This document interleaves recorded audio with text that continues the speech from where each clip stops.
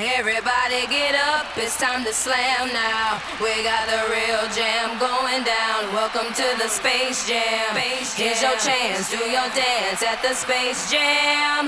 Alright.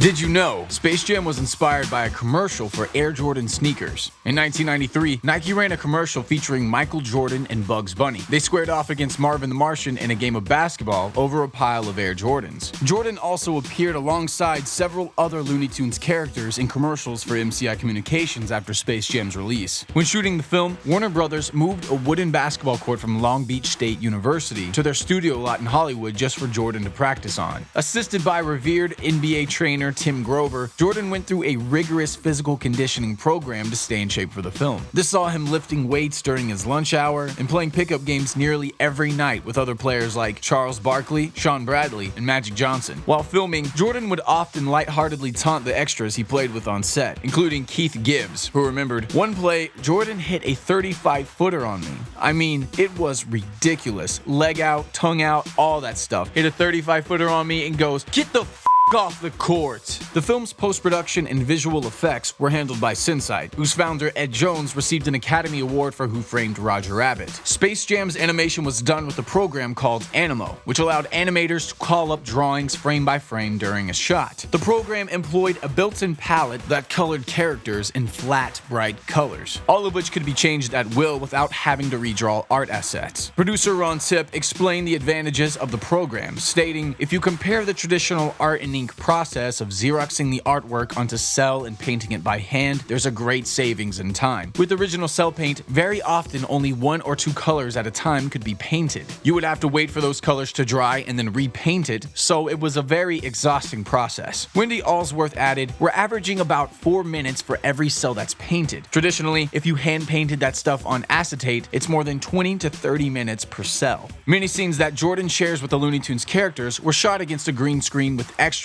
dressed in green jumpsuits, though this often caused problems. Occasionally, one of the extras would briefly move in front of parts of Jordan's body. After a day's shooting was complete, co-directors of animation Bruce Smith and Tony Cervone would go over the footage and note whenever they spotted bits of Jordan disappearing. They would then plan out the movements of animated characters so they passed in front of Jordan, hiding the mistake. One of the more difficult sequences to animate was the final showdown between the Looney Tunes and the Monstars, though it wasn't because of what was happening on the court. The audience in the background was the problem. This entire scene takes place in the world of the Looney Tunes, so the 25,000 spectator audience had to be filled entirely with animated characters. The animation department partially got around the problem by duplicating several of the characters in the stands, changing their palette, and scattering them throughout the stands. However, they only had so many characters to work with, and the duplication would be noticeable if used too often. To fill the rest of the crowd, Ed Jones suggested that they film real people in colorful or bizarre costumes wearing cartoon heads of either generic or specific characters. This footage was then scanned into a computer and manipulated further before being put into the necessary shots. Jones explained, "We've mixed and matched all these characters, mostly for the front rows. The audience is still going to see the motion in the back rows as they look up there. The crowd is part of the environment." Despite these hurdles, Space Jam went from conception to release in just 1/3 the time of a regular animated feature film. It's currently the highest grossing basketball movie ever made, grossed over $250 million by the end of its theatrical run. The song "I Believe I Can Fly" was written by R. Kelly, specifically for the Space Jam soundtrack. The piece reached number 2 on the Billboard charts, won 3 Grammys, and is still one of the singer's biggest hits. In February of 2014, it was reported that a sequel to Space Jam starring LeBron James was put into development. Though representatives of James denied his involvement with the project, James was quoted in May of 2014 saying, "I've always loved Space Jam. It was one of my favorite movies growing up. If I have the opportunity, it will be great." In July of 2015, James' production company Spring Hill signed a deal with Warner Brothers to produce television, movies, and digital content after James received positive reviews for his role in Trainwreck. This has reignited the rumors that a Space Jam sequel starring LeBron James was back in development. Though no official sequel has been formally announced, a fan-made sequel to Space Jam was released in 2008 in the form of the JRPG-inspired Barkley Shut Up and Jam Gaiden. Made by indie developers Tales of Game Studios, Studios, the title features Charles Barkley as the main playable character. LeBron James' great-grandson Balthios and Vince Carter are in supporting roles, and Michael Jordan is a reoccurring antagonist. The game's story is a continuation of Space Jam and takes place in 2053 on a post-cyber-apocalyptic Neo-New York, where basketball has been banned. All basketball players are either killed or rounded up after a chaos dunk is performed on the island of Manhattan, killing millions. It features many story elements used in the film, including the ultimate b-ball that the Monstars used to steal the powers of several basketball players. A sequel to the game, known simply as Barkley 2, was kickstarted in 2012 and raised over $120,000 on just a $35,000 goal. The character Honey Bunny, who had previously appeared in the Looney Tunes Dell comics, was originally planned to be Bugs Bunny's female counterpart. However, her character didn't make it past the design phase because, as one artist pointed out, she looked like Bugs' twin sister. A new character, Lola Bunny, was designed in 4 months.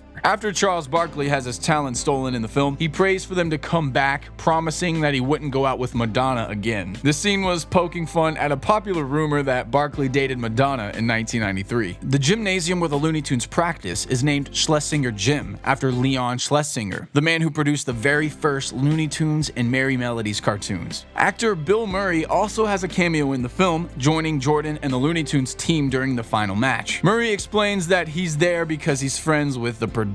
One of Space Jam's producers, Ivan Reitman, previously worked on both Ghostbuster movies with Murray. Murray's inclusion may have been due to other reasons, however. After Jordan had his first retirement from basketball in 1993, Murray mocked Jordan's now infamous press conference by claiming he was retiring from comedy to focus on playing hoops. Another more unorthodox cameo is made in the scene where Moron Mountain is shown from outer space, a black rectangle visible on the right edge of the screen meant to be one of the monoliths from 2001, A Space Odyssey. The Monstars themselves later cameo in Star Warners, a crossover episode of the Animaniacs and Pinky and the Brain.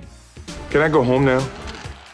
Make sure you subscribe for more facts and trivia, but before you go, we'd like for you to vote on what movie you want to see covered in the future: Who Framed Roger Rabbit or Jumanji. Click on the annotations or comment below to vote. And if you want more basketball content, check out my top 10 Christmas dunks in video games.